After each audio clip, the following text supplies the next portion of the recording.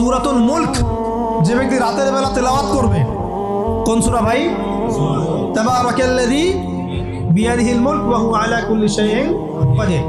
এই সূরা যে ব্যক্তি রাতের বেলা করে তেলাওয়াত করবে ইনশাআল্লাহ সূরা মুলকও কবরে তার সাথে থাকবে এবং কবর আযাব থেকে সূরা মুলক তাকে বাঁচাবে ইনশাআল্লাহ। আমি বুঝাচ্ছি যে কি অবস্থাটা হবে।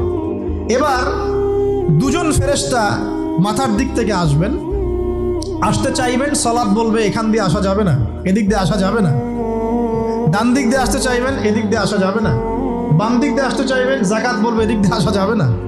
পায়ের দিক দিয়ে আসতে চাইবেন, আমলগুলো বলবে এদিক দিয়ে আসা যাবে না। তখন যাই হোক তারা আসবেন। এটা কথা কি? এটা কথাটা হচ্ছে যে সলাতের গুরুত্ব, মানে সে সলাত আদায় করেছে, সে আমার হক আদায় করেছে, আমি তার পক্ষে আছি, এটা পক্ষে বোঝাচ্ছে। রোজা বলবে আমি ওর পক্ষে আছি, তাকে আপনি কোনো শাস্তি দিবেন না, আমি তার পক্ষে আছি। আপনারা দুজন তাকে শাস্তি দিবেন না, আমি যাকাত তার পক্ষে আছি, এটা পক্ষে থাকার কথা। তারপরেও তারা আসবেন, চোখগুলো হবে নীল এবং কালো বর্ণ, নীলাভ চোখের কালো। মুনকার নাকি উঠে বসিয়ে দেওয়া হবে। এবার তিনটা প্রশ্ন। প্রথমে প্রশ্ন হচ্ছে কি, মান রব, তোমার রবকে?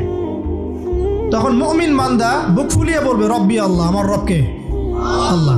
পৃথিবীতে যে ব্যক্তি আল্লাহর সাথে শিরিক করে নাই, আল্লাহর তাওহীদের উপর থেকেছে এবং তার উপরে মৃত্যুবরণ করেছে, ইনশাআল্লাহ সে ব্যক্তি এর উত্তর নির্দ্বিধায় দিতে পারবে ইনশাআল্লাহ। আর দুনিয়াতে যে বা যারাই আল্লাহর সাথে শিরিক করবে, আল্লাহর সাথে শিরকের পাপে লিপ্ত হবে, ওই অবস্থায় মারা যাবে, তাওহীদের উপর থাকবে না, কোশ্চিন কালেও মান রব উত্তর দিতে পারবে না। তারপরে প্রশ্ন হয়ে যাবে মা দীনুক, তোমার দিন কি ছিল? মুমিন বান্দা উত্তর দিবে কি, দিন ইয়ান ইসলাম, আমার দিন ছিল ইসলাম। এখানে শুনে রাখেন, পৃথিবীতে যারা ইসলামকে পরিপূর্ণরূপে পালন করবে তারাই এই উত্তর দিতে পারবে ইনশাআল্লাহ।